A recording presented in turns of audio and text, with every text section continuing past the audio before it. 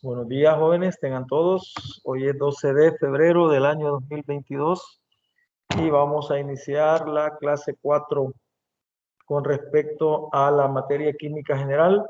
Y hoy vamos a ver un poquito acerca de lo que son los isótopos y la radioactividad. Ya hemos venido hablando anteriormente sobre el átomo y la estructura del átomo. Hemos venido diciendo de que el átomo tiene partículas que no es, que es indivisible, ¿verdad? Y que tiene al menos las tres más importantes que estamos abordando, que es el protón, el neutrón y el electrón. Ya hablamos anteriormente sobre el número de masa, que es la misma masa atómica, el número de neutrones y el número de protones mediante la fórmula A es igual a Z más N. Ahí pues hemos podido encontrar número de masa, número de neutrones y número de protones. Algo que salió hace una semana, que fue en la clase anterior, era la existencia de una especie química a la que al final se le terminó llamando isótopo, ¿verdad? Que era la especie química que tiene que ver con la existencia de más o menos neutrones en los átomos. Y lo hacíamos en la tabla que llenábamos la semana anterior, que si teníamos una simbología donde aparecía el número másico y el número de protones, era probable que en algún momento el número másico no iba a coincidir con la masa atómica que podría tener el elemento en la tabla, ¿verdad? Más sin embargo, el hecho de que no coincida no es que el ejercicio de hecho podría estar, digamos así, que un tanto errado o por algo por el estilo, sino que era porque a lo mejor se estaba refiriendo a otra especie, que es la que vamos a hablar el día de hoy, que eran los isótopos, ¿verdad? Que definiendo, pues los isótopos se puede decir de que son átomos del mismo tipo, ¿verdad?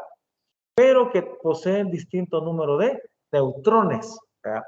Y entonces, al poseer distinto número de neutrones, evidentemente forma parte de la masa atómica y va a tener distinta masa atómica, ¿verdad? En ese sentido se iba a tomar en cuenta de esa manera. Entonces, podríamos estar trabajando en ese sentido con respecto al número de neutrones, ¿verdad?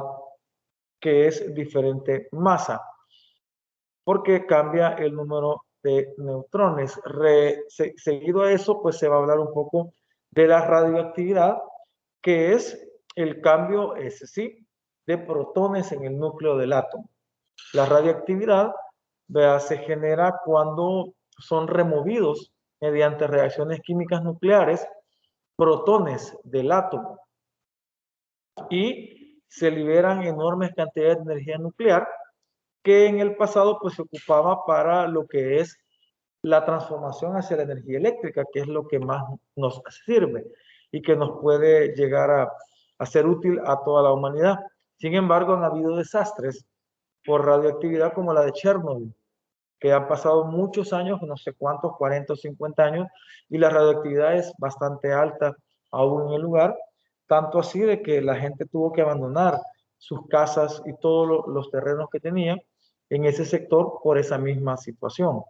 Es lo malo de la energía nuclear, pero el hecho de que si se escapa, digamos así, genera grandes radiaciones.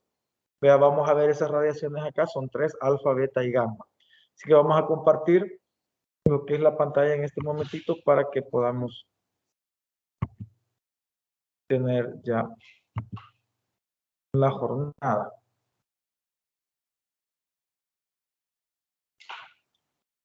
Aparece la primera definición de lo que es isótopo y radioactividad, ¿verdad? Dice, hablando de lo que son los isótopos, nos dice que todos los átomos de un elemento dado tienen el mismo número de protones. Usted sabe de que si hay una partícula del átomo que me genera la identidad del átomo, es el protón, ¿verdad? Si usted conoce el número de protones, va a saber qué elemento es. Y eso, por favor, nosotros tomémoslo literal, el aprendizaje. ¿Por qué? porque es el protón, la partícula del átomo, que me va a dar a entender qué elemento es. O sea, Z es igual a P, y ahí sí no se nos quita esa idea. Me puede preguntar usted, mire, Eli, ¿y por qué los neutrones no me definen? ¿O por qué los electrones no me definen? Ah, porque existen dos especies químicas, y en el caso de los electrones están los famosos iones. Usted debe de saber de que si un átomo pierde electrones o gana electrones, se convierte en un ión, ¿vea? Un ión positivo o un ión negativo.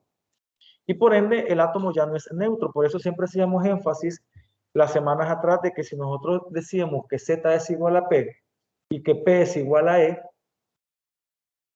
siempre y cuando E fuera, E iba a ser igual siempre y cuando el átomo fuera neutro. Pero si el átomo no es neutro, si el átomo tiene carga eléctrica, ya sea positiva o negativa, era porque el átomo ha perdido o ganado electrones. Y entonces en su ver, el electrón así en un 100 no me va a definir lo que puede llegar a ser el elemento, porque puede ser de que estemos hablando de 10 electrones y tal vez sea, por ejemplo, el sodio que ha perdido un electrón. Entonces, no podríamos decir que es el neón, porque realmente es el ion sodio. Entonces, no nos puede definir en ese sentido. Tampoco el neutrón puede definirme qué elemento es, porque hemos hablado ya de que hay muchos elementos que pueden ser el mismo elemento, pero que a la vez esos elementos generan lo que es naturalmente átomos o elementos que pueden o tienen diferente número de neutrones, por lo que va a cambiar su número de masa y entonces tampoco puedo definir qué tipo de elemento es por la existencia de los neutrones. No habiendo más que decir, se mencionaría entonces que la única partícula que puede básicamente definir qué elemento es cierto elemento es el protón. Así el elemento sea radioactivo y pierda protones, los protones que le queden van a ser convertidos en el elemento en cuestión en ese sentido, ¿verdad? Por lo que siempre el protón va a generar eso, que es definirse a partir de él, a partir del protón. La evidencia experimental ha demostrado que en la mayoría de los casos, todos los átomos de un elemento dado no tienen masas idénticas. ¿Se recuerdan lo que decía John Dalton en uno de sus postulados de la teoría? Que mencionaba que los átomos de un mismo elemento tenían las masas iguales. Sin embargo, lo habíamos mencionado ya anteriormente, que eso no es cierto, que hay elementos que tienen masas distintas. Esos son los famosos isótopos de los que estamos hablando en este momento, ¿verdad? Porque cambia el número de neutrones naturalmente, y al cambiar el número de neutrones naturalmente, pues ya no queda con la misma masa, por lo que los mismos elementos pueden ser, pero con masas diferentes. Es como usted ahorita a los 18 años y dentro de 10 años a los 28. No va a ser la misma persona, pero va a tener masa diferente. Ha subido de masa, ¿verdad? O ha bajado, pero no va a ser exactamente igual. Esto es porque los átomos del mismo elemento pueden tener diferente número de neutrones en sus núcleos. Tienen diferente número de neutrones, por lo que al final el neutrón más el protón definen la masa atómica, por ende va a definir una masa atómica completamente distinta en ese sentido. Ya entrando en la otra diapositiva, nos dice que isótopos son átomos de un elemento que tienen el mismo número atómico, pero diferentes masas atómicas, por lo tanto tiene el mismo número de protones y electrones, pero diferente número de neutrones. Los isótopos, alguien me puede preguntar, mire, Eli, o mire, profe, ¿nos puede proporcionar usted una lista de isótopos de los elementos? Y la respuesta es no. No hay propiamente una lista de isótopos, porque cada año se van descubriendo más elementos que tienen masas distintas, ¿verdad? Entonces, al existir más elementos que tienen masas distintas, siempre se va a ir como actualizando la lista de isótopos y sería la de no acabar. Hay elementos que tienen 21, 22 isótopos, el mismo elemento, ¿verdad? Entonces, sigue siendo el mismo elemento porque los protones son los mismos. Entonces, aunque hayan 20 isótopos, siempre va a haber el mismo elemento porque el protón es el que no ha cambiado. Sin embargo, los más famosos de los isótopos son los 3 isótopos del hidrógeno, ¿verdad? Los 3 isótopos del hidrógeno. En ese caso, sería el primero, que es el propio, ¿verdad? Ahí aparece en lo que es la diapositiva. El protio, pues, únicamente tiene, según la simbología, ¿verdad? Miren, se representa de esta manera. Quiere decir que el protio tiene del número másico un 1, ¿verdad? Y el número atómico o el número de protones, que también es 1. Quiere decir que en este caso el protio no tiene neutrones. Por eso es que cuando usted lo ve, tiene el núcleo y únicamente es algo así, ¿verdad? Por aquí un electrón. El protio, aquí pues son los más, como los más conocidos, ¿verdad? El otro del hidrógeno es el deuterio, ¿verdad? Que si vemos la simbología, va variando, tiene 2 de número másico y tiene siempre el 1, que es el protón, que es el que va a variar. Por lo que el deuterio tiene un neutrón, ¿verdad? Al restarle 2 y 1. Por eso es que al final va a tener más o menos esto. Y siempre un electrón girando alrededor. Y el último es el tritio, ¿verdad? Son los 3 más comunes de lo que son los isótopos. Y siempre se menciona para que tengamos una idea al respecto. El tritio pues tiene de número másico 3, pero siempre sigue teniendo un número de protones igual a 1. Y este pues tiene 2 neutrones, haciendo la resta que hemos venido haciendo anteriormente, por lo que él tiene un protón y tiene 2 neutrones. Y siempre un electrón girando alrededor de él. Entonces, ahí podríamos mencionar, este elemento sirve para que de verdad, viendo la imagen, digamos así, podamos comprender lo que es en sí la definición de un isótopo. Y se ve perfectamente ahí, ¿verdad? Donde usted observa de que lo que ha variado en el elemento de hidrógeno en ese sentido es el número de neutrones, es el que varía, ¿verdad? Al variar el número de neutrones, entonces eso va a hacer que la masa atómica del elemento tienda a ser distinta, ¿verdad? Diferente en ese sentido, y entonces nos queda bien como definido, digámoslo así, el concepto de isótopo, ¿verdad? Que es diferente número de neutrones, el mismo número de protones, y por ende, como el número másico es n más z, o sea, los dos de abajo para sumar, va a cambiar el número de masa en ese caso, ¿verdad? Por lo cual, pues podríamos decir de que eso es una definición bastante fiable de lo que es isótopo y bastante explicativo tomando en cuenta el ejemplo del hidrógeno. La mayor parte de los elementos están presentes en la naturaleza como mezcla de isótopos. En un principio, pues se decía el elemento oro, el elemento sodio, el elemento arsénico, todo eso, pero a medida que los análisis cuantitativos, gravimétricos o de cualquier tipo sobre los elementos han existido, han empezado a darse cuenta los científicos que realmente estamos frente a una gama muy variable de elementos diversos, pero que siguen siendo los mismos, pero que sí diversos en el sentido de que van a tener muchos isótopos cada elemento. Entonces, poco a poco, con los años también se va comprendiendo y se va entendiendo todo. Sin embargo, no todos los isótopos son estables. Algunos son radioactivos y aquí entra ya el concepto de radioactividad y se descomponen de forma continua para formar otros elementos. Porque se pueden dar dos casos. Los isótopos pueden ser estables y pueden ser no estables.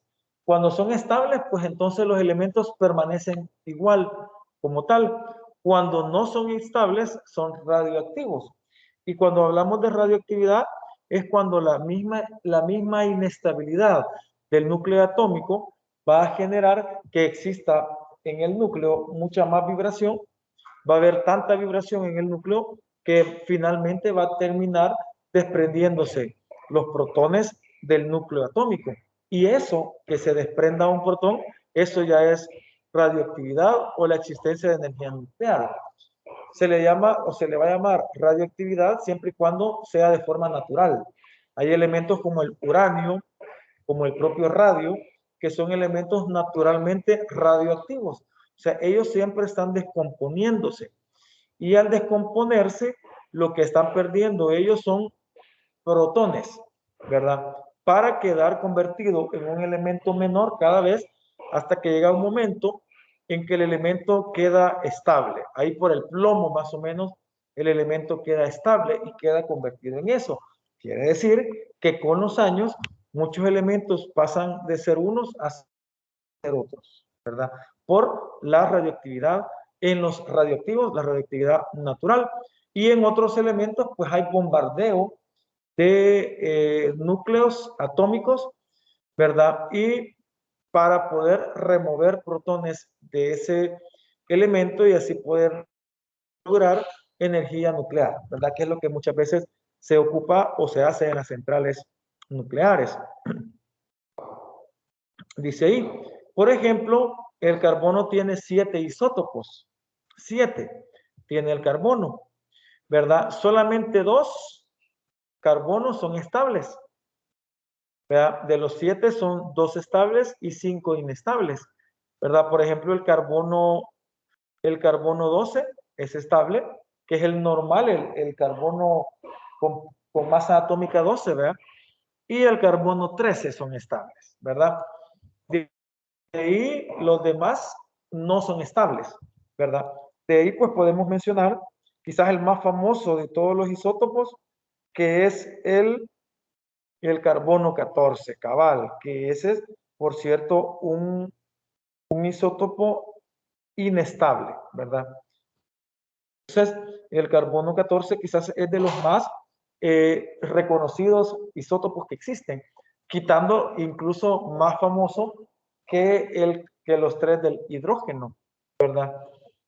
Dice probablemente el más conocido método de datación absoluta es el radiocarbónico 14, que sirve para datar materia orgánica como muestras orgánicas, fósiles, madera, tela, huesos, para edades de hasta 60.000 años.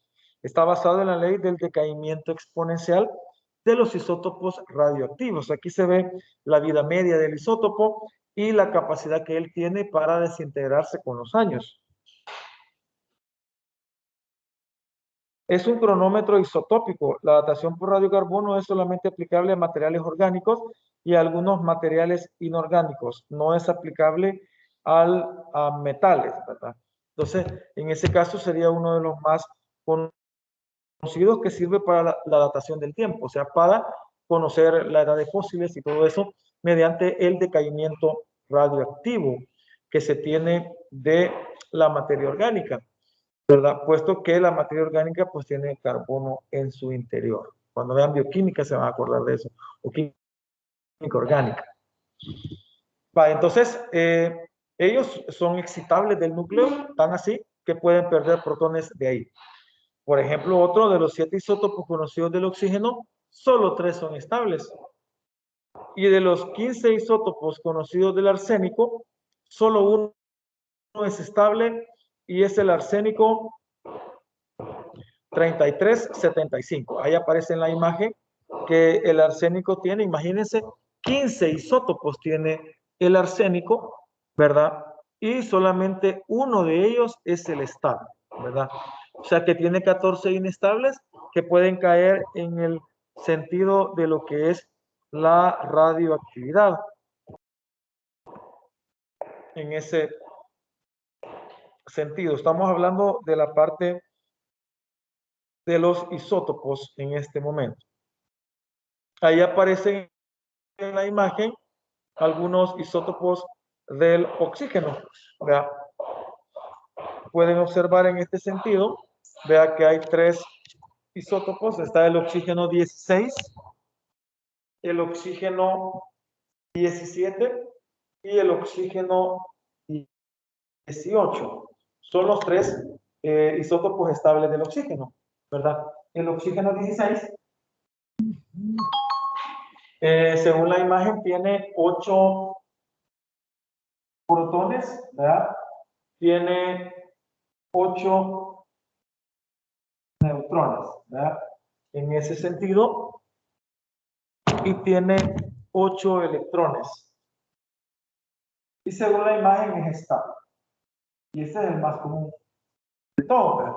8 y 8 protones en ese sentido. En el caso del oxígeno 17, ¿verdad? Será que tiene 8 protones, ¿verdad? Siempre, pero tiene ya 9 neutrones en ese caso, ¿verdad? Y 8 electrones. Y también es estable. Y está el oxígeno 18, ¿verdad? El oxígeno 18 también va a tener 8 protones, pero tiene 10 neutrones y 8 electrones, ¿verdad? En ese sentido, tiene, también es estable, ¿verdad? Ahí podríamos hablar de los elementos de la tabla periódica con sus isótopos y la estabilidad que él puede llegar a tener. ¿Verdad? Siempre lo que va variando, ¿verdad?, es el número de neutrones, ¿verdad? Que es muy distinto a la cantidad de electrones que puede llegar a tener, porque esos son iones, ¿verdad? Entonces, por ahí como que podemos tener esa interpretación.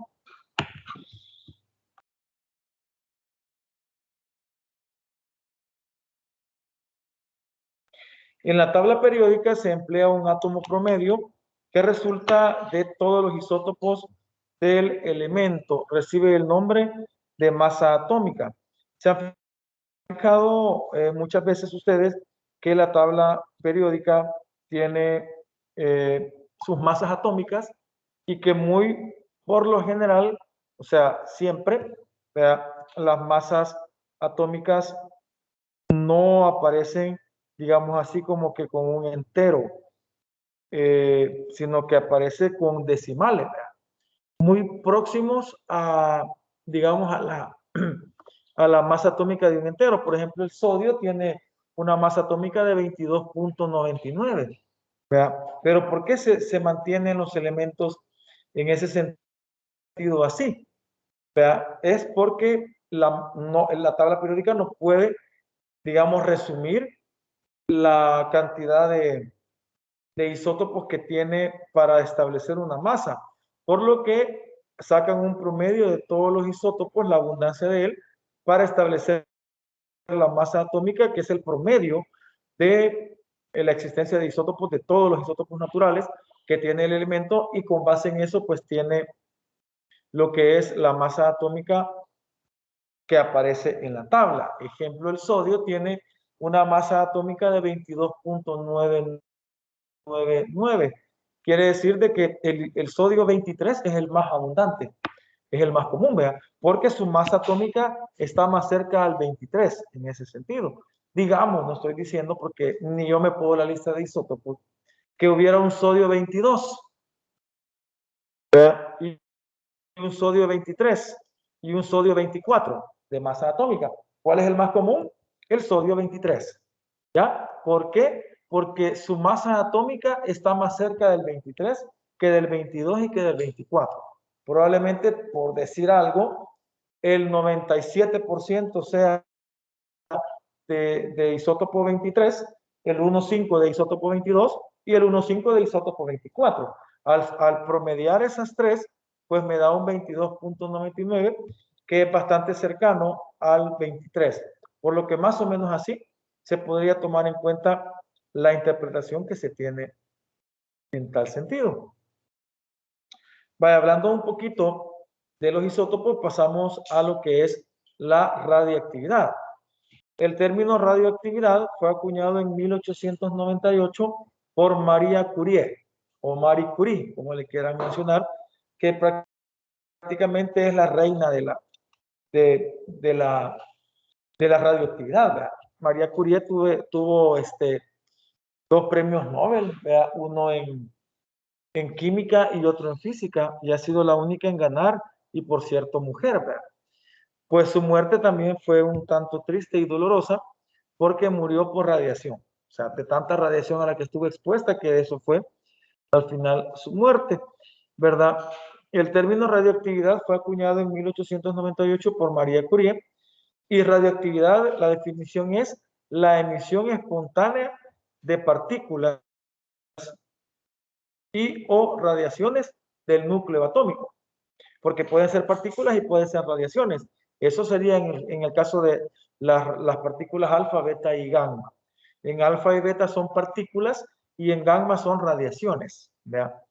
Los elementos que tienen esa propiedad se dice que son radioactivos, como el radio, el uranio, el plutonio, el americio y otros elementos más que son radioactivos naturales. Entonces, ellos emiten radiación en forma de rayos alfa, rayos beta o radiación gamma, ¿verdad? Que ya no es partícula, sino que es energía la que va desprendiendo en ese caso.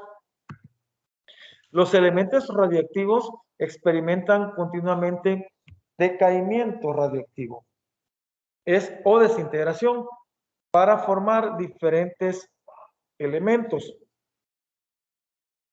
Vamos a hacer una media explicación de lo que viene siendo las partículas alfa, beta y gamma, ¿verdad? Que son las tres que se obtienen de lo que es la radiactividad. La partícula alfa consiste en 2 protones y 2 neutrones. Tienen una masa aproximada de 4 unidades de masa atómica y una carga de 2 más. Se trata entonces de un helio. ¿Verdad? Vamos a medio explicar esta parte acá para que tengamos una idea de cómo se genera el decaimiento radiactivo por partículas alfa. De aquí la importancia de que usted pueda tener lo que es la simbología. Tenemos, por ejemplo, el uranio, 235, 92, sería en ese caso el uranio.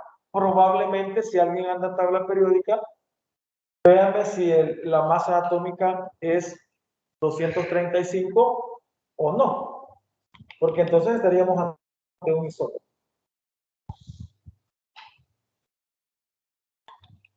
El uranio es el 92.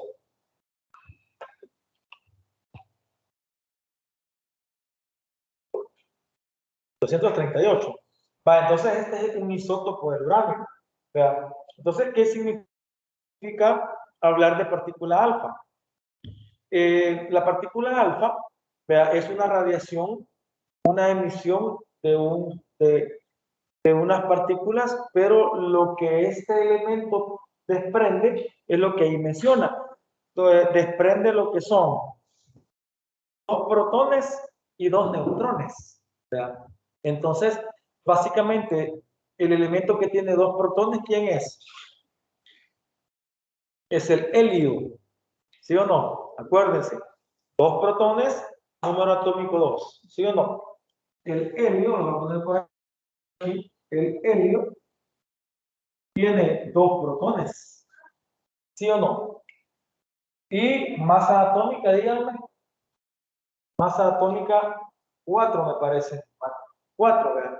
Por lo que el helio tiene 2 neutrones.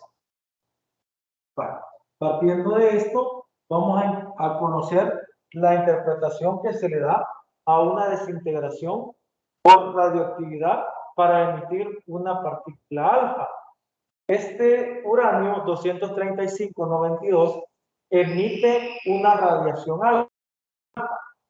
Si se le dice emite una radiación alfa, quiere decir que a este uranio se le están desprendiendo 2 protones y 2 neutrones, ¿verdad? O sea, se le desprende una partícula de helio. Por eso es que cuando usted ve en la reacción química nuclear, va a observar el símbolo de alfa, que es este, ¿verdad?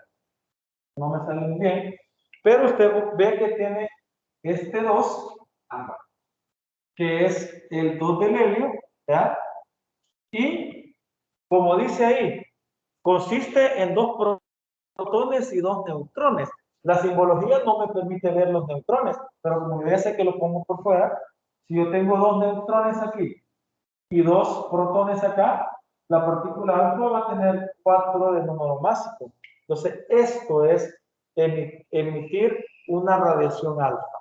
Cuando el elemento radioactivo naturalmente, porque ahí es naturalmente, pierde 2 protones y 2 neutrones. En ese caso se está hablando de una radiación. Usted puede preguntar, mire, profesor, ¿y por qué el uranio hace eso? Porque él es radioactivo. ¿Qué significa que sea radioactivo? Significa que el núcleo de este elemento es inestable. Y cuando le decimos es inestable, quiere decir, si este es un elemento normal, usted sabe que se va a mover en el núcleo. Pero si es inestable, él se mueve más. Y está así golpeándose entre ellos. Tanto se golpean que termina el núcleo perdiendo, desprendiendo 2 protones y 2 neutrones. Y entonces se desprende en forma de un átomo de helio. Entonces, cuando tenemos esta interpretación, hemos hablado de que este ha perdido una partícula alfa, le decimos, ¿verdad? O radiación alfa, o ha perdido un átomo de helio. Y usted puede decir, porque lo puede preguntar, bueno, pero si entonces el elemento desprende eso, ¿con qué razón? O sea, ¿por qué lo hace? Porque lo que el elemento necesita es volverse estable. ¿Ya? Y entonces, muchas veces, no solo pierde un átomo de helio, pierde 2 átomos de helio. Y ahí puede alcanzar la estabilidad. Y entonces, cuando ya decimos es estable, es cuando el elemento ya no tiene mucha vibración, digamos así, en el núcleo, y entonces él ya se mantiene completamente normal, digamos así. Ya no es radioactivo porque alcanzó digamos, viene a decirse como que alcanzó la característica de otro elemento que lo vuelve estable. Por ejemplo, el plomo, cuando ya un elemento llega al plomo, automáticamente él queda estable, ¿verdad? Y ha perdido en ese caso. Y entonces, según él, si esto desprende esto, el elemento, si ha perdido 2, miren, era 92, pero perdió 2. Búsquenme entonces en la tabla el elemento 90, porque era lo que les venía diciendo yo. Si el elemento pierde protones, pasa a ser otro elemento. ¿Sí o no? Entonces pasa a ser torio. Y entonces el torio es TH, miren, es lo que aparece en la diapositiva, va a tener acá, miren, ¿qué número? Va a tener un 90. ¿Sí? Entonces, como pierde 2 protones, pasa a ser 90, y entonces de 235 de masa atómica pasa a tener 231 de masa atómica. ¿Vea? Entonces, en este sentido, ya el elemento emitió una radiación alfa.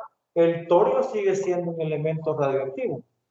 Sigue siendo un elemento radioactivo. Por lo que podría existir una doble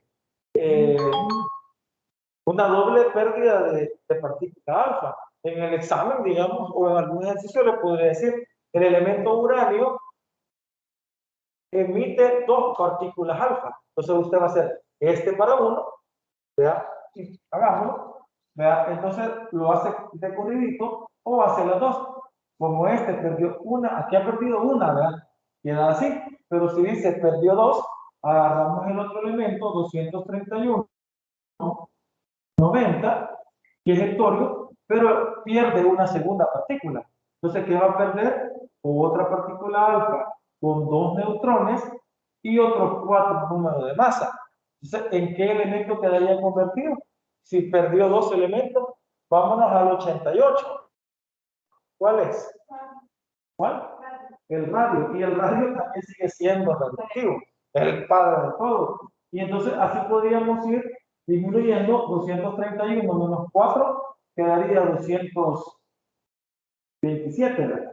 Y así, si emite otra radiación, nos quedamos con el 86 hasta que un momento queda ya el elemento estable. Entonces, esto se le llama reacción química nuclear, cuando un elemento pierde una partícula alfa, quedando convertido en el elemento 2 escaños menor, con una pérdida de 2 protones y de 2 neutrones, ¿verdad? ¿Sí o no? Y la existencia de un nuevo elemento en ese caso. Ahí hemos observado, o estamos observando, que pierde 2 partículas alfa. ¿Ya? Dígame. Entonces, digamos que el uranio puede salir helio, puede salir radio, Solo el uranio puede irse convirtiendo en 2. ¿Y hasta dónde voy a saber que algo llegó? Hasta el plomo. ¿Cuál es el plomo? Del plomo para abajo ya no son radioactivos. No, me plomo. No, plomo. Plomo. Ahí ya se alcanza la estabilidad. Entonces, aquí pueden haber 6, digamos, emisiones de partícula alfa, hasta llegar al plomo, que por ahí más o menos, de ahí para abajito ya los elementos ya no son naturalmente radioactivos. Entonces, para hacer eso tiene que ser radioactivo. Sí, tiene que ser radioactivo, aunque para aprender el proceso se puede hacer con... Ellos se transforman, pero a su vez ¿no? Sí. No se puede hacer. Ajá, pero también una cosa, esto es radioactivo natural, pero alguien que quiera colisionar cualquier elemento lo colisiona. Y si le desprende, le va a desprender una. Si le desprende para obtener partículas alfa, siempre le va a desprender 2 protones y 2 neutrones, el elemento que sea. Recordémonos que la radioactividad es cuando el elemento naturalmente pierde protones y neutrones. Naturalmente. O sea, lo hacen ellos. Pero no nos afecta. Bueno, sí nos afecta. Porque la radiación, aunque el alfa es superficial, no entra. La peor es la gamma. Entonces, y los no radioactivos, que son estables, ahí los pueden bombardear con colisiones, ¿verdad? Y hacer de que desprendan partículas alfa. Esta nada más es natural y la otra que digamos no es natural, pero sí se pueden bombardear con colisionadores de partículas y todo eso. Esa es la más peligrosa, porque eso es lo que hace las centrales nucleares. Agarran elementos radioactivos y no radioactivos y en laboratorio los están colisionando. Y cada vez que colisionan desprenden grandes cantidades de energía nuclear, que es la que ellos atrapan o agarran, digamos, para ponerlos en acumuladores de energía nuclear, que es la que después transforma en energía eléctrica. Pero cuando ese se libera esa radiación al ambiente, ¿verdad? En ese sentido. Según la diapositiva, hay otro ejemplo, miren, en la diapositiva dice otro ejemplo. Tenemos el uranio 238-92. Miren, es el otro ejemplo. Estamos hablando del mismo elemento, pero con otro número de masa. ¿Bien? ¿Vale? Por eso, antes de entrar a la parte de la radioactividad, tenemos que tener bien claro que los elementos se representan así, pero lo que les decía antes, ¿cómo sirve esta simbología? Porque usted comprende esto para estos temas. ¿Cómo sirve el hecho de que yo les haya explicado anteriormente de que aquí no siempre va a estar solo la masa atómica del elemento de la tabla, sino que puede estar cualquiera otro? Y entonces usted no me va a decir, mire, está equivocado. No, si usted ve que tiene otro número, es porque es un isótopo, ¿ya? Del elemento en ese caso. Entonces, si este emite una partícula alfa, ¿sí? Es una emisión de partícula alfa con 2 protones, 2 neutrones, ¿verdad? Y 4 que el número másico menos. Por lo que se va a convertir, creo yo, que en el mismo, en el torio, ¿verdad? ¿Sí o no? En el torio, ¿verdad? Pero con 90 y 234, ¿verdad? Y ahí pues ya tendríamos la emisión. Según el ejemplo, basta con que usted ponga torio 23490 más alfa, sin poner esto, y ya se entiende. Aunque a veces también, si usted vaya, puede poner, digamos, esto, lo voy a hacer aquí. Podría quedar así también, la forma en que se puede representar. 238,92 se puede representar así, porque lo representan los libros, ellos lo hacen de varias formas, y entonces le quedaría así. ¿Bien?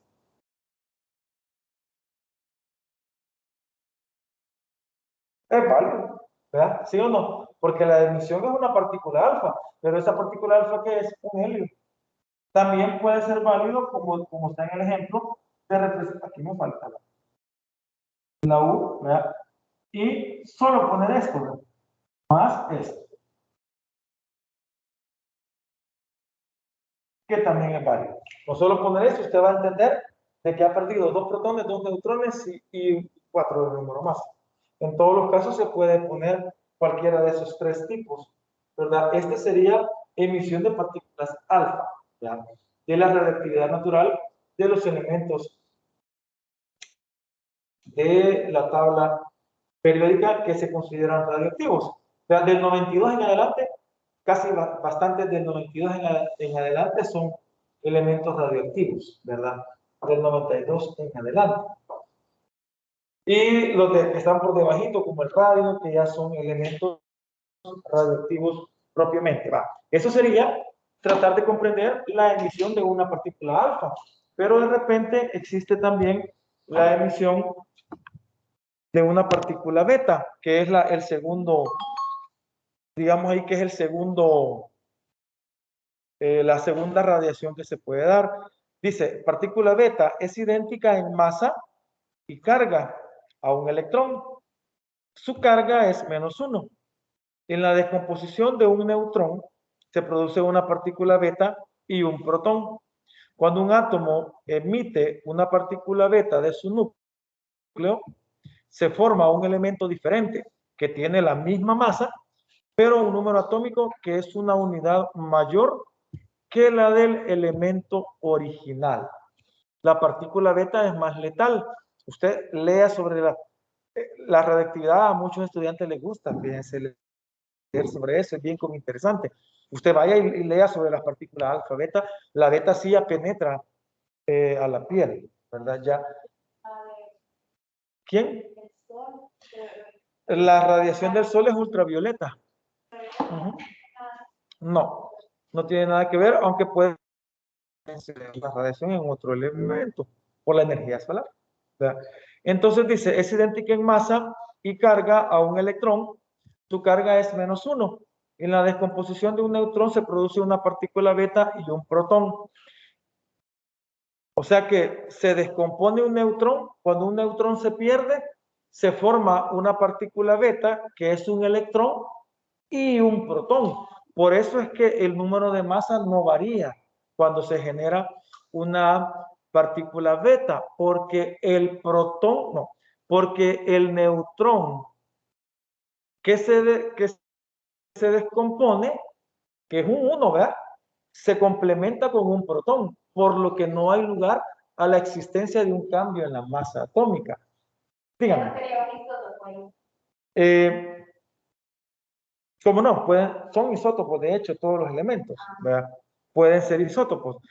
Ahora bien, si usted observa, dice, cuando un átomo emite una partícula beta de su núcleo, se forma un elemento diferente que tiene la misma masa. ¿Por qué tiene la misma masa? Porque lo que se descompone es un neutrón. O sea, perdemos un neutrón, pero ganamos un protón, por lo que la masa no va a variar, porque la pérdida del neutrón se compensa con la ganancia de un protón. Entonces, ¿qué es lo que varía? El elemento, porque sí, perdí un protón, no, perdón, perdí un neutrón, pero gané un protón. Entonces, el elemento va a ser el siguiente para arriba, digámoslo así. Veamos el ejemplo. Entonces, en ese caso, se puede dar esa interpretación.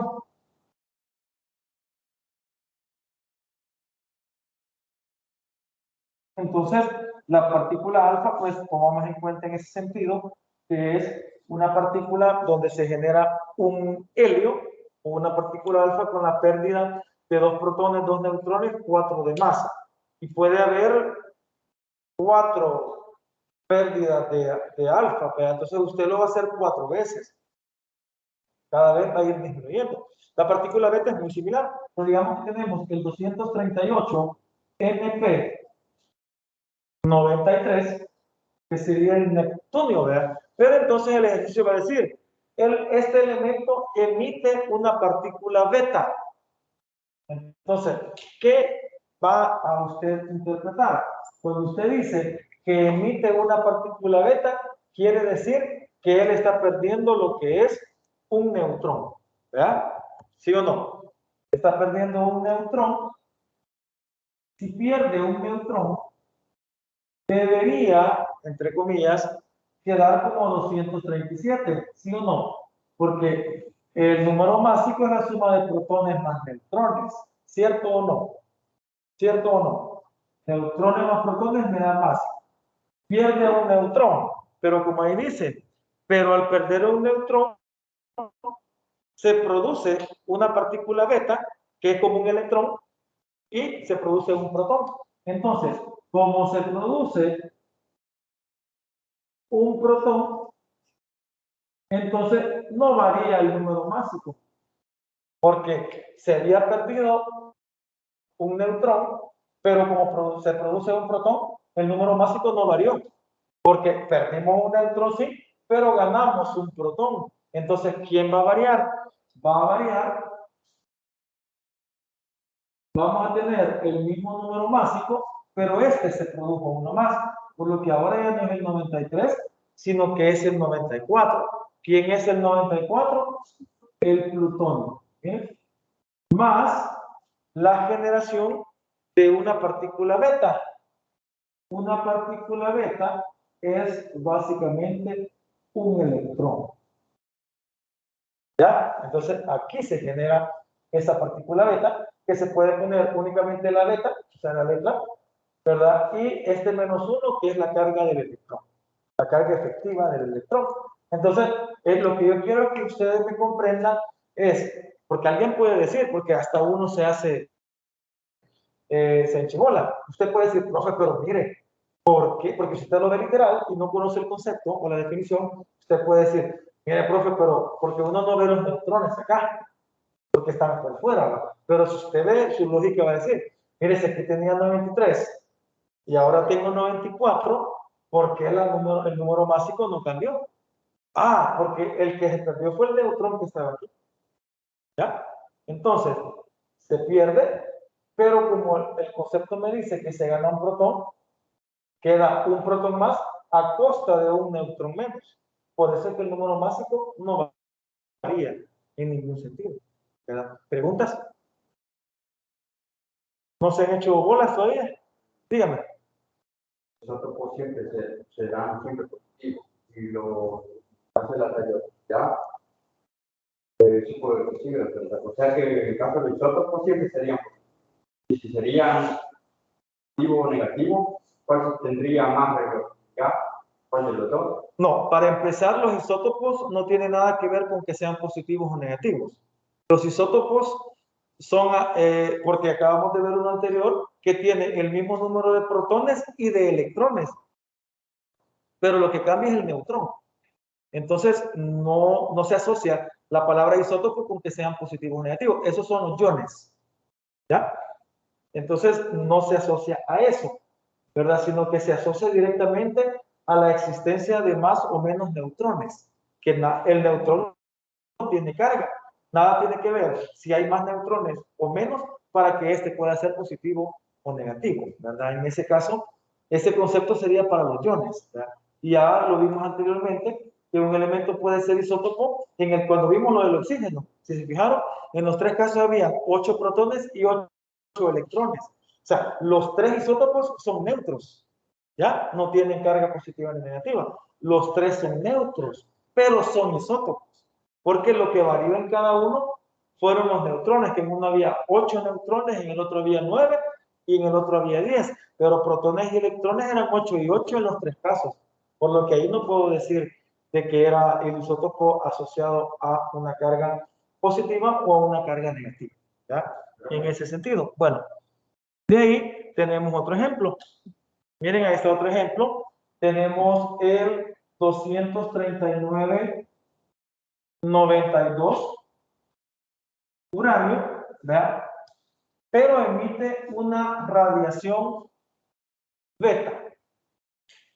Si emite una radiación beta, ¿cómo quedaría? Mecánicamente le subimos un número al 92. Mecánicamente, 93. Voy a la tabla periódica, busco el 93, que sería el Neptunio, y mecánicamente dejo el mismo 239. Más la partícula beta, que puede quedar así, o puede quedar como forma de electrón. Mecánicamente aprende a hacerlo así, pero usted tiene que saber que este 239 no varió porque lo que este isótopo perdió fue un neutrón que se transformó a un protón, que por eso sube en una unidad, y el electrón formado es este, que es una partícula beta. Ya mecánicamente lo podemos entender y hacer, pero debemos de saber el fondo de por qué eso sucede de esa manera, tanto para las partículas alfas como para las betas, porque mecánicamente la alfa podemos decir, si emitió una partícula alfa, yo le quito 2 protones y le quito 4 de masa, ¿ya? Pero usted tiene que saber que le quita eso porque una partícula alfa es un helio, que tiene 2 protones y 2 neutrones. Y aquí igual, mecánicamente digo, le subo uno al número atómico, pongo el siguiente elemento, mantengo la misma masa. ¿Pero por qué? Porque el que se perdió fue un neutrón, se compensa con un protón y un electrón, que es la partícula beta, en ese sentido. Entonces, ambas cosas podemos hacer. Dígame. Yo me he confundido allá, o sea, eso es lo que está explicando, pero ese menos uno queda 137 y luego se le suma el Ajá. Es que cualquiera podría pensar de que si usted ve aquí 93 y aquí ve 94, debería de cambiar el número de masa, ¿verdad? O sea, pero no cambia porque el neutrón que se pierde nos daría que esto sería 237. Pero como solo lo hice para que vieran cómo se. Pero como el neutrón que se pierde quedó transformado en un protón, que es el que se suma, entonces este protón hace que el 237 vuelva a ser 238. Por lo que habíamos visto anteriormente. Estaba por Z más N. Le quitamos un neutrón y entonces, como que yo tenga, digamos tengo 8 protones y no sé si me va, y quiero ver 8 neutrones. Eso va a dar 16 arriba, ¿verdad? Pero digamos, si se salió una partícula beta, vamos a tener 7 neutrones, pero 9 protones, porque el que se pierde se gana aquí. Voy a mantener siempre el 16, ya en ese sentido, que es esto mismo. Ahora, esto no lo ven. Lo que ven nada más son que el 8 pasó a ser 9, es este, uno más, y que la masa es la misma. Pero lo que no ven es que a costa de una pérdida de un electrón. Pues sí. Vale. Los rayos gamma son fotones de alta energía. Esto sí no tiene, porque decíamos la radiactividad puede ser por rayos alfa, por rayos beta y por rayos gamma. Los alfa y beta son partículas, pero las gamma son energía. Son fotones de alta energía, son similares a los rayos X, pero más energéticos. No tienen carga eléctrica y su masa no se puede medir porque es una radiación energética, ¿verdad? Por eso no podemos hacer nada de lo que hicimos para las partículas alfa y beta. Por ser energía, son letales. Y eso es lo que entra hasta el cromosoma del ADN. Por eso cuando usted se expone a radiación gamma, que es una radiación energética, eso entra a los cromosomas y ahí es que le cambia el código genético a usted y es cuando aparecen las aberraciones cromosomáticas, que es cuando aparece la mujer tres caras, la mujer tres ojos, el hombre cuatro manos y cosas así, de ese sentido, ¿no? Porque al final la aberración ha ido al cromosoma y pues usted sabe que en el cromosoma se da la replicación del ADN y todo lo que se sabe en ese sentido. Entonces, si vemos la imagen que aparece ahí, la radiación gamma es lineal. Si usted ve la imagen, la va a ver en algún momento, como es una energía y usted sabe que la energía viaja en línea recta. Por lo que los rayos gamma se desvían ante la existencia de un polo positivo y negativo.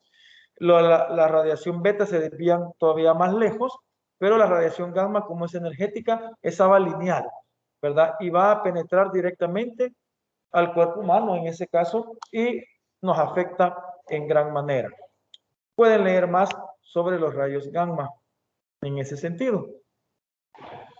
Tenemos una, como en la unidad 2 hablaba de la estructura de la materia, hemos agregado por ahí un pequeño mapa conceptual.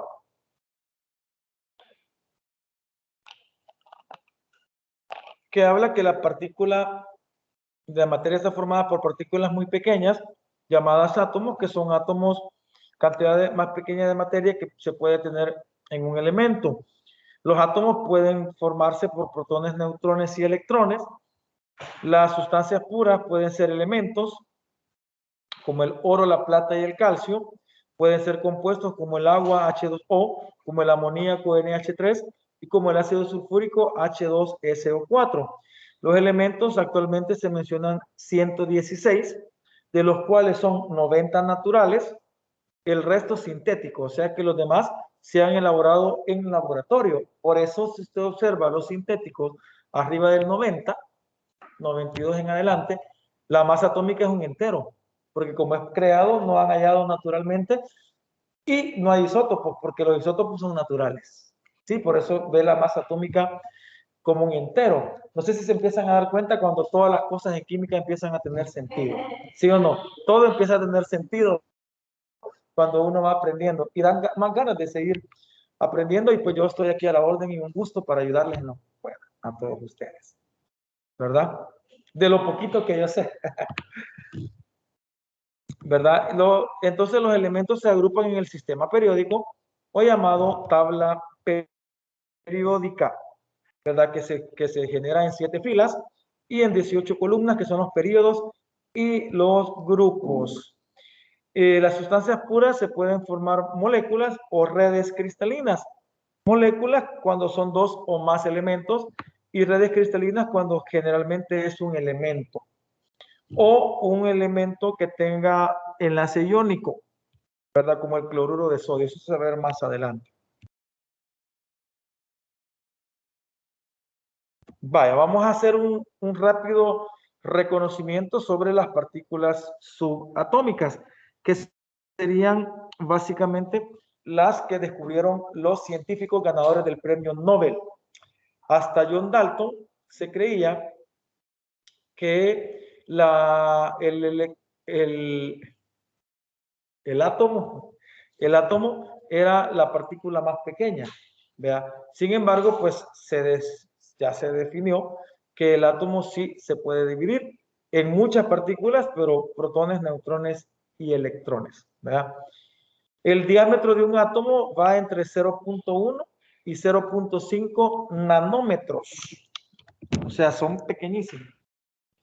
Siendo un nanómetro equivalente a 10 a la menos 9 metros. O sea que estamos en tamaños infinitamente pequeños, no imaginables.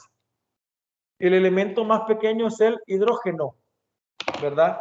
Es el chiquitito y tiene aproximadamente 0.1 nanómetros. Ese es el elemento más pequeñito. Todos son pequeños, pero entre ellos están los más pequeños, ¿verdad? Como cuando usted tiene todos sus amigos son altos. Tengo 4 amigos altos, pero entre los 4 altos está el más alto de los 4. Es así. Todos los elementos son, los átomos son chiquitos, pero está el más chiquito de todos, que es el hidrógeno. ¿Vea? Así.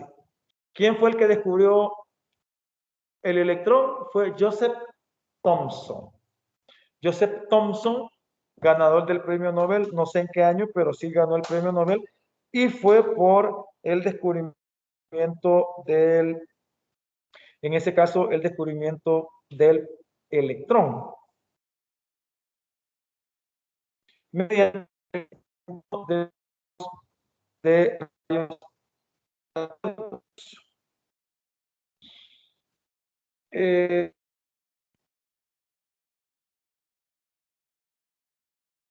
los tubos de rayos catódicos, voy a tratar de leer aquí para que sea más fácil. Es una tecnología que permite visualizar imágenes mediante un haz de rayos catódicos, constantemente dirigido contra una pantalla de vidrio recubierta de fósforo y plomo. El fósforo permite reproducir la imagen proveniente del haz de rayos catódicos, mientras que el plomo bloquea los rayos X para proteger al usuario de sus radiaciones. Se ha empleado principalmente en televisores y en monitores, ¿verdad? Entonces, consistió en eso. Si usted ve la imagen del tubo de rayos catódicos, es un haz de energía que pasaba a través de una rendija, ¿verdad? Esa rendija pues tenía placas de desviación horizontal y vertical que evidentemente generaban campos electromagnéticos, y lo que Thomson quería investigar era si la partícula llamada átomo tenía algún tipo de interacción.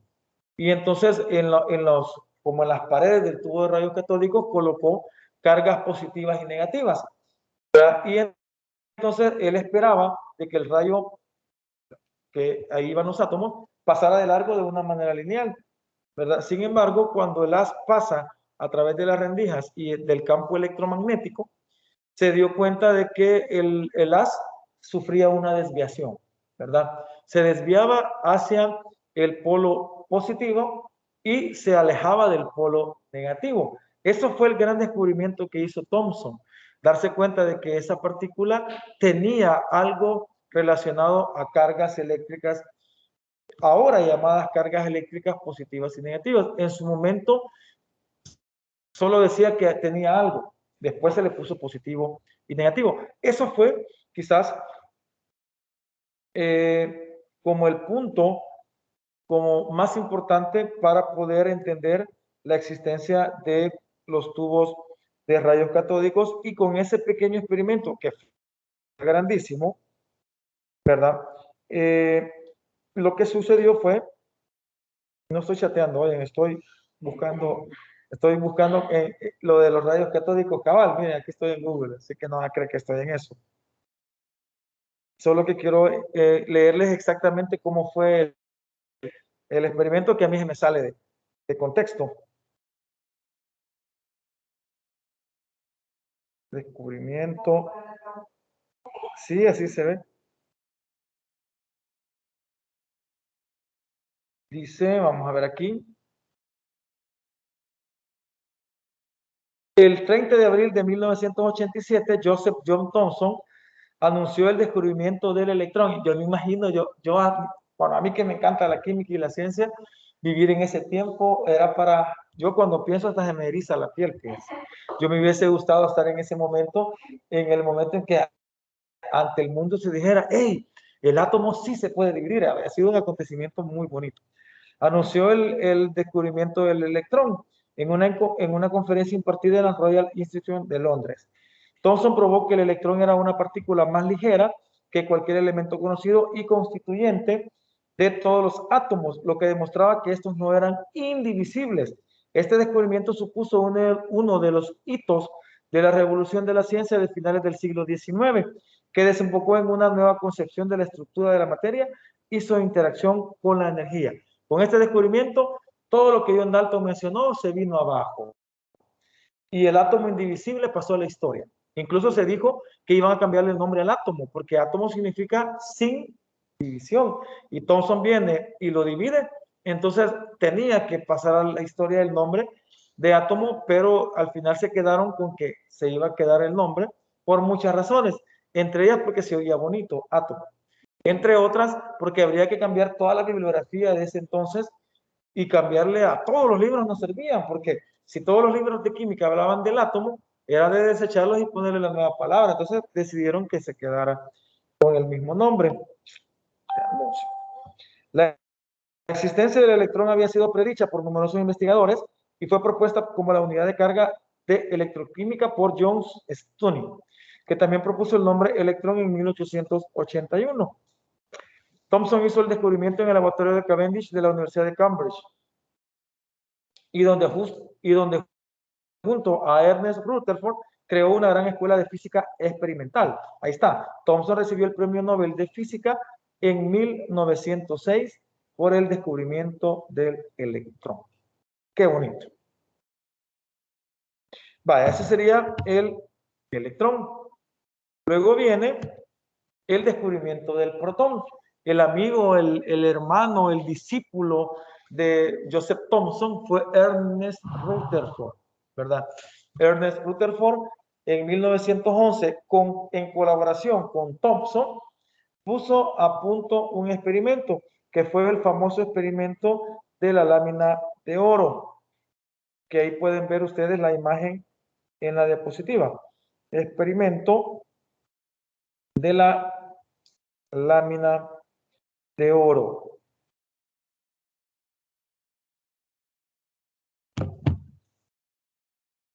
Fíjense que Rutherford se valió bastante de los descubrimientos de Thomson para descubrir esta otra partícula, que era la partícula de haces positiva. Ahí pues se tenía una cajita, ¿verdad? Con fuentes de partículas alfa.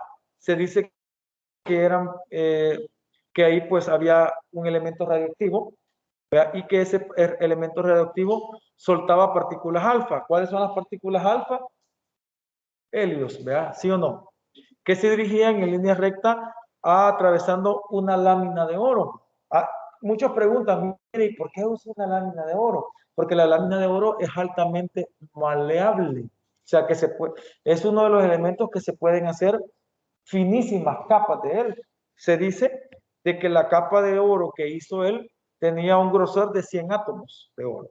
Un grosor de 100 átomos de oro. Me imagino que era algo casi invisible, ¿verdad? No es así de grande como se imagina uno, ¿verdad? Entonces, a partir de esa lámina de oro, o sea, no era porque decían, como Rutherford y Thomson eran ricos, ellos usaron el material más fino. No, era el más maleable. El más maleable significa que es el que podemos hacer láminas más finitas. Y por ahí como 100 átomos. Se dice que usó. Entonces, la partícula alfa es positiva. Pasa a través de la lámina de oro y ellos pensaban que si la partícula alfa atravesaba la lámina de oro de manera recta, lineal, no iba a tener otra partícula más que nada más la partícula de electrón.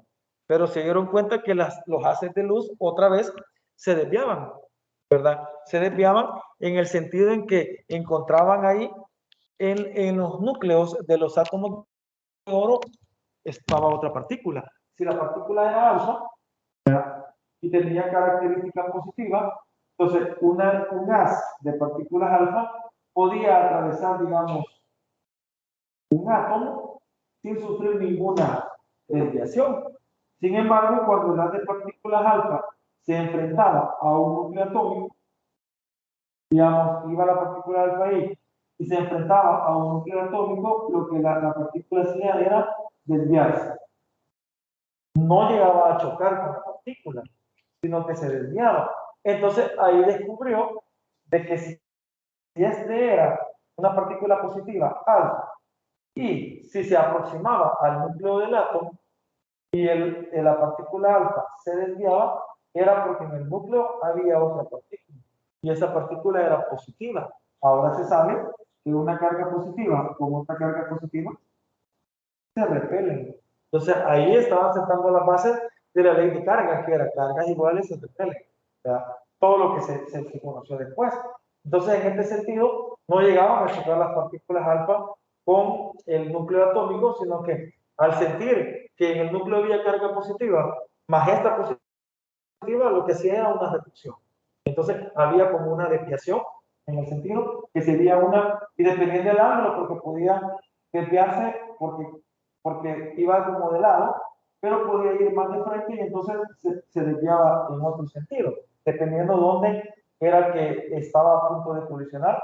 Y así pues incluso había unas que llegaban que si se iban de frente, pues se regresaban en el mismo sentido, en el sentido distinto, pero en la misma dirección. Entonces ahí descubre él la partícula llamada protón, ¿verdad? Con el experimento de la lámina de oro. Ahí pueden ver en la imagen cómo hay varios haces de partículas alfa, ¿verdad? Que al final pues terminan convirtiéndose en repulsiones en ese caso. Vaya. Después de todo esto, fíjense, ellos creyeron que esas eran las dos partículas únicamente, pero cuando hacían los pesos o hacían los pesajes de lo que es el átomo, no les cuadraba, fíjense. Ellos pesaban el átomo y, por ejemplo, por decirles algo, el oxígeno tenía 8 protones. Cuando lo pesaban, pesaba 8. Ellos creían que podía llegar a pesar 8, pero cuando lo pesaban, pesaba 16. Entonces decía, Dios, ¿por qué no pesa lo que nosotros suponemos que va a pesar? ¿Qué pasaba? No habían descubierto al neutrón. ¿Ya? El neutrón aparece después de que estos se dieron duro, no dando con el peso. Entonces decían, entonces el protón y lo que hemos hecho no sirve, y lo del electrón tampoco. Nada, había pasado desapercibido el neutrón ante el experimento de tubos de rayos catódicos y ante el experimento de la lámina de oro. ¿Por qué? Porque el neutrón no tenía carga, entonces no reaccionaba ni al experimento de tubos de rayos catódicos, ni reaccionaba al experimento de Rutherford. No reaccionaba porque era neutro. ¿Verdad? Entonces se dieron cuenta años después de que faltaba una partícula que era el neutrón. Que eso aparece en la siguiente diapositiva. Ahí aparece, ya vamos a buscar porque se lee bien bonito cuando se va a acabar a esa imagen. El neutrón, el famoso neutrón, pues de verdad que es bonito la historia, casi nadie la cuenta en bachillerato, la del neutrón, siempre se cuenta la del protón y la del electrón, pero la del neutrón no. Entonces dice ahí, James Chadwick o James Chadwick en 1932 descubre al neutrón, replicó los experimentos de Irene Joliot-Curie, imagínense, hija de María Curie y de Pierre Curie, ¿se acuerdan quiénes son? Los padres de la radioactividad. Y Frederick Joliot, esposo de Irene. Esta pareja logró la expulsión de los protones de una muestra de cera de parafina utilizando rayos gamma. ¿Verdad? Por aquí lo vamos a leer. Ya. Mitología, todo, ¿verdad? Todos los personajes. Sí, créame que sí. Está como que está predeterminado.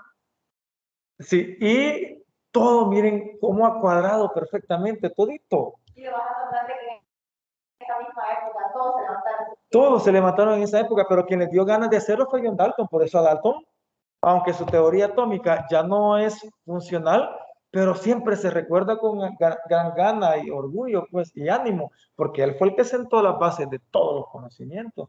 Y si él no se hubiera puesto a hacer esto, no hubieran existido todos ellos después. Vaya, si están viendo la diapositiva, dice, ¿qué es lo que realmente sucedió exactamente? En este esquema, dice aquí, pueden verse los distintos componentes del experimento y las radiaciones y partículas que se producían. Hay letras, la A, que ven ahí, es un disco que contenía polonio. ¿Y qué es el polonio? Radioactivo. Se puede descomponer en alfa, beta y gamma. Por eso veíamos antes de esto la radioactividad. En el B, disco en el que se situaba el berilio. Su tamaño era más grande que el del polonio. Había dos razones. Al ser más grande podía capturar más radiación alfa proveniente del disco y además era mucho más barato. Por eso usaron berilio. C, capa de material situada entre el detector y la fuente.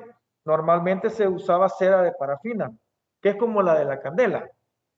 Esta capa se aumentaba o se disminuía de tamaño para ver cómo variaban los resultados en el detector. El detector normalmente era una cámara de ionización, pero también se usaron cámaras de niebla para visualizar la trayectoria de los protones. Las cámaras de niebla son como un cuadrito, como el vidrio de donde está la balanza analítica, pero tiene neblina o niebla. Tanto así que si un protón sale disparado, va a dejar un caminito. Y eso lo descubren ellos, esa trayectoria. Puede ser una cámara de niebla. ¿Qué era lo que ocurría? El polonio emite radiación alfa, ya saben qué es, consistente en átomos de helio, desprovisto de sus electrones. Los átomos de helio se adentran en el disco de berilio, o sea, en el B, y algunos de ellos chocan con un núcleo de berilio, muchos chocan con el núcleo de berilio. Si son alfa, chocan y se regresaban. El choque provoca una reacción que transforma el núcleo de berilio en carbono. Al chocar, evidentemente podían perderse los protones y convertirse en otro elemento. Ya saben cómo, ¿verdad? En carbono y desprende un neutrón, ¿verdad? Los neutrones despedidos por el berilio llegan a la capa de parafina y unos pocos chocan contra los átomos. ¿Qué quiere decir aquí? Había radiación alfa y beta, ¿sí o no? En el beta que se desprendían neutrones, ¿sí o no? Pero no quiere decir que si 1000 neutrones se desprenden, se van a formar 1000 protones. Mentira, eso nunca va a existir. Se desprenden 100 neutrones, pero algunos se escapan como neutrones. Y esos fueron los que fueron a parar a la cera de parafina. ¿Me entiendes? Unos se convirtieron en protón y electrón y otros definitivamente se escaparon.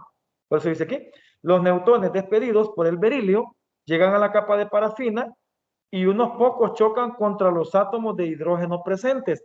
La parafina su composición química es carbono e hidrógeno. Unos pocos chocan contra los átomos de hidrógeno presentes, haciendo que estos sean despedidos. El resto atraviesan la capa de parafina y continúan su camino. Las distintas configuraciones usadas en el experimento empezaron a dar las pistas que necesitaba Chadwick, que ha sido cerebros brillantes. La velocidad con que los protones eran despedidos de los distintos materiales era imposible obtenerla a partir de la radiación gamma. Necesitaban una materia pesada en ese caso, y ¿quiénes eran pesados? Los neutrones. El grosor de la capa de material que se situaba entre los dispositivos experimentales no hacía variar drásticamente los resultados. Los neutrones solo interaccionaban con núcleos atómicos cuando prácticamente se producía una colisión directa. La falta de carga del neutrón hacía que esta fuera la única interacción posible. Como no tenían carga, solo ellos podían interaccionar con los carbonos de la parafina, los otros no. Chadwick pudo asegurar que las reacciones que estaban ocurriendo en el experimento no se debían a la radiación gamma, sino a un nuevo tipo de partícula con una masa cercana a la del protón y sin carga eléctrica. Solo faltaba confirmar la masa de esa nueva partícula. Para ello, el disco de berilio fue sustituido por uno que contenía boro y ahí pues ya podían existir la masa del neutrón. Y con eso, señoritas, caballeros, se logra comprender todo sobre la masa atómica del átomo. En ese caso, que tanto se dieron duros los anteriores porque no les cuadraba la masa del átomo que tenían solo con el protón y el electrón, hasta que Chadwick, cambiando berilio por boro, pudo descubrir también la masa del neutrón y determinar que era muy similar a la masa del protón. Y en ese sentido, pues se dio este gran resultado. Decía que esta igualdad entre el berilio y el bromo debía producirse para que se cumpliera la ley de la conservación de la energía. La masa de un átomo de boro más la masa de una partícula alfa más la energía cinética de esta última tienen que ser iguales a la masa del nitrógeno producido más la masa del neutrón y la energía cinética de ambos. Los resultados confirmaron las sospechas. El neutrón tenía una masa similar al protón y una carga neutra. En 1935, James Chadwick recibió el Premio Nobel de Física por el descubrimiento del neutrón, ¿verdad? El mismo año, el matrimonio Joliot-Curie, la hija de María Curie, recibió el Premio Nobel de Química, imagínense, por su investigación y descubrimiento de nuevos elementos radioactivos. O sea que la hija llevó la misma historia de los padres. Y actualmente se premia a la gente que estudia alguna cosa. Sí, sí, Sí. sí, todavía existen los premios Nobel de Física y de Química, ¿sí? De Medicina, de La Paz y de Literatura. Son 5 los premios que hay. Y uno de Economía. ¿Va? Ajá. Algún día, quién sabe. Vaya, ¿qué les ha parecido la parte de los descubrimientos? Bien interesante, ¿verdad? Vaya, vamos a hablar un poquito para ir ya finalizando lo que es la jornada. Rapidito sobre los modelos atómicos. Modelo atómico de Dalton decía que era una partícula con carga, no, perdón, una partícula sin la capacidad de desprenderse en partículas más pequeñas. Sí decía que los átomos de diferentes elementos eran diferentes tamaños. Por ahí se pueden ver los átomos de hidrógeno chiquitos, los de oxígeno medianos, los de bromo grandes. No podemos hablar más de Dalton porque ya hablamos de él, de la teoría atómica y todo. Luego estaba el modelo atómico de Thomson. Plantea que el átomo es como una esfera compacta y homogénea, cargada positivamente, en la cual se encuentran incrustados los electrones. Entonces él se imaginó, ya con el nuevo descubrimiento que era el electrón, que era una esfera cargada positivamente, que tenía pequeñas incrustaciones de cargas negativas, lo que lo hacía ver que el electrón era fijo, que no se podía mover, sino que estaba incrustado. Al modelo atómico de Thomson, al final, se le llamó o se le terminó llamando modelo atómico del budín de pasas o del pastel de pasas, porque él decía que se imaginaba que era un cake, ¿verdad? Y que las pasas eran las cargas negativas. Por eso se le conoce como el modelo del budín de pasas o del pastel de pasas. Según la historia, creen o dicen de que Thomson cuando dijo eso tenía hambre y que por eso lo mencionó, ¿verdad?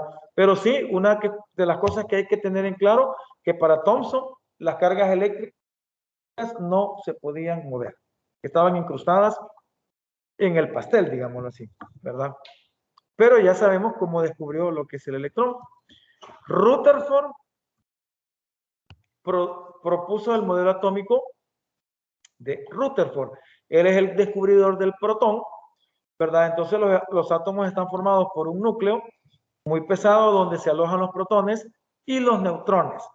Una corteza donde se encuentran los electrones girando alrededor del núcleo. El conjunto se asemeja a un pequeño sistema solar. El número de electrones debe ser el mismo que el de protones para que el átomo sea neutro. ¿Qué planteo de cosas nuevas? Ya dijo, el electrón sí se puede mover. No está fijo como en el caso de Thomson. Sí se puede mover, pero las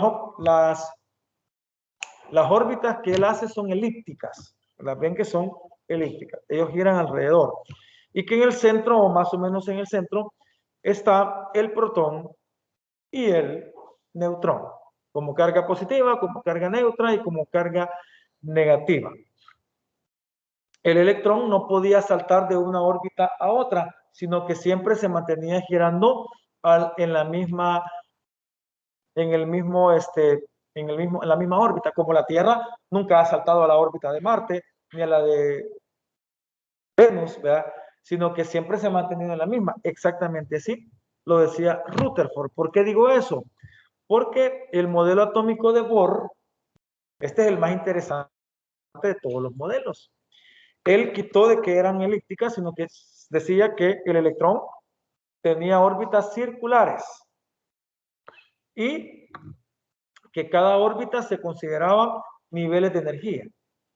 Y lo más importante era que los electrones sí podían saltar de una órbita de menor tamaño a una órbita de mayor tamaño, o de una órbita de mayor tamaño a una de menor. Sería el equivalente a que la Tierra podría soltarse de la órbita nuestra a la órbita de Venus, o que nuestra Tierra se podría ir a la órbita de Marte, ¿verdad? En ese caso. Lo más interesante de Bohr es que él no decía de que un electrón saltaba de una órbita menor a una mayor o viceversa, y nos imagináramos como que el electrón es una pequeña, digamos, esta es una esfera, y lo que se nos puede imaginar es que el electrón es esto, que salta como electrón. No, él decía que el electrón se excita y se desintegra de tal manera que el electrón es materia y él se hace energía. Y en forma de energía, como disfrazadito, salta y cuando llega a la otra órbita se vuelve a formar el electrón. ¿Y eso cómo se llama hoy en día, jóvenes? Se llama teletransportación. ¿Ya? Bohr estableció las bases de la teletransportación y según la mecánica cuántica actual, según la mecánica cuántica actual, se dice que no en muchos años adelante nuestra forma de transportarnos de un país a otro va a ser mediante la teletransportación. Según la mecánica cuántica, esto, señores, es posible.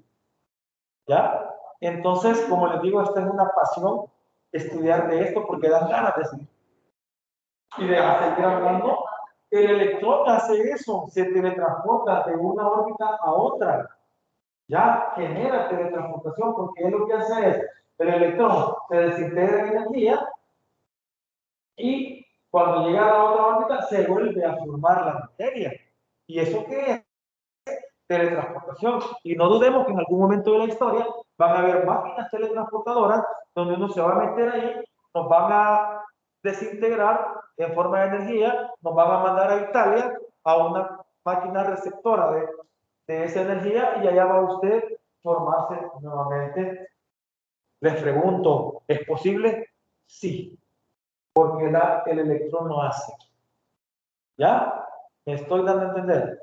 Y esto da una emoción, saber que no lo vamos a vivir a lo mejor nosotros, ¿verdad? Porque antes de esto van a teletransportar cualquier tipo de animal, desde ratas hasta simios, antes de hacerlo con el ser humano. Porque también usted empieza a pensar que si no se va toda la energía y si al final quedo al revés o no se me junta un brazo o algo por el estilo, entonces tienen que hacerlo muchas veces antes de que suceda. Y créanme que el primer personaje que se monte a esa máquina teletransportadora va a entrar a la historia, ¿sí o no? Y esa va a ser la historia de los químicos dentro de unos muchos años, ¿verdad? Entonces es como apasionante todo esto. A mí esto me genera un impacto. Yo puedo estar deprimido, lo que sea, pero si yo me meto a la química, a mí se me olvida todo. Y yo empiezo a leer y a leer y a leer sobre todo esto. Es importante. Eso de la teletransportación se va a dar en el momento. Más que el petróleo se va a acabar. O sea, es un recurso no renovable que se va a terminar. Y a menos que hagan desintegración del hidrógeno del agua, que es la otra forma de conseguir energía para la navegación y para el transporte, la otra va a ser la teletransportación. ¿Te puedo decir algo? La teletransportación es en forma de fotón, o sea, es en forma de luz. ¿Sabían ustedes que la luz del día, o la luz nuestra, es por los millones de electrones que están saltando aquí? Y cada uno está generando su forma de luz. Y los millones de fotones haciendo eso no dan la luz del día. Por eso existe el día. Por eso. Interesante, ¿no? ¿Sí o no? Es demasiado interesante, ¿verdad? Entonces, como les digo, todos los temas son fantásticos. La otra semana nos toca el espectro electromagnético. Vamos a ver toda la radiación electromagnética, ¿verdad? Desde la radiación gamma hasta la ultravioleta, pasando por la luz visible. Y es un temazo, se los digo, chulada de tema y es interesante, ¿verdad? Entonces, esto les puedo hablar del modelo atómico de Bohr, la teletransportación, vayan y lean sobre eso, es bien interesante.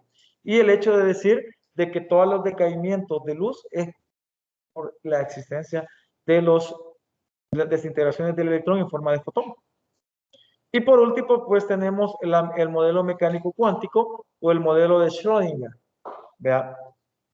Que se le llama modelo de la nube electrónica, ¿verdad? Este es el más atinado, aunque el mejor es el de Bohr, porque aquí existen varias cosas. Aquí ha estudiado Schrödinger, Louis de Broglie, Ernest Heisenberg, bastantes científicos han tratado de hablar de la mecánica cuántica o del modelo mecánico cuántico, y ellos suponen o dicen de que el núcleo está más o menos en el centro, ¿verdad?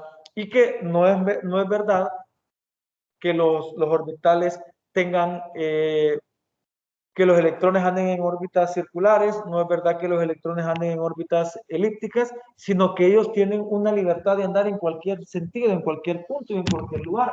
Tanto así de que tanto electrón girando alrededor a una gran velocidad, parecería ser que el núcleo está como en el centro y alrededor hay como una nube. Es la nube de todas las estelas que va dejando el electrón, como cuando un avión va y va dejando el límite. Viene siendo algo así.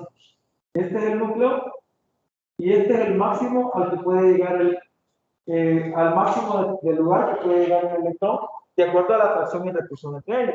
Ellos dicen, si aquí hay un electrón, porque no sé si ustedes lo pensaban así, porque yo sí lo pensaba, yo creía de que el electrón era una órbita circular y solo se mantenía en ese dando círculos, como la Tierra alrededor del Sol.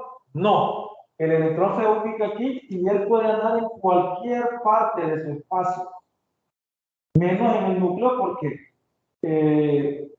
porque ya está ocupado. Pues entonces, cientos de electrones haciendo eso genera lo que la imagen es, como un electrón que anda en cualquier punto de cualquier lugar, ¿verdad? Dependiendo de los orbitales, puede llegar hasta cierto punto, ¿verdad? Es como que tengamos dos perritos amarrados a un tronco de madera, pero un perrito tiene 2 metros de lazo y el otro perrito tiene 4 metros de lazo.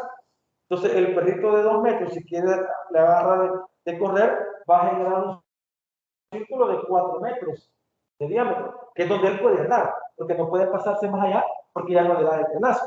Pero el perrito de 4 puede hacer un diámetro de 8, él tiene más espacio. Entonces, eso tiene que ver con los distintos niveles de energía. Por ejemplo, si esta es una órbita y esta es otra órbita, aquí está un perrito, él puede andar en todo esto, ¿ya? Pero si aquí está otro perrito, que sería un electrón, este puede andar en su espacio y puede también entrar al espacio del otro, ¿ya? Así. Entonces, todos contentos y felices en este caso. ¿No se puede llegar a chocar los electrones? No, porque los dos son negativos y al acercarse, pues antes de toparse, hay una repulsión, en ese caso, eléctrica. Es lo que podríamos mencionar al final de lo que es el modelo atómico de Schrödinger y el modelo mecánico cuántico. Vale, con eso le damos por finalizado a la jornada del día de hoy. ¿Qué les ha parecido? Interesante, ¿verdad? Yo creo que presencialmente me emociono más que virtual, pero igual es algo así, ¿verdad? Bueno, vamos a dejar la grabación en este instante, agradeciéndoles a ustedes por la asistencia presencial este día.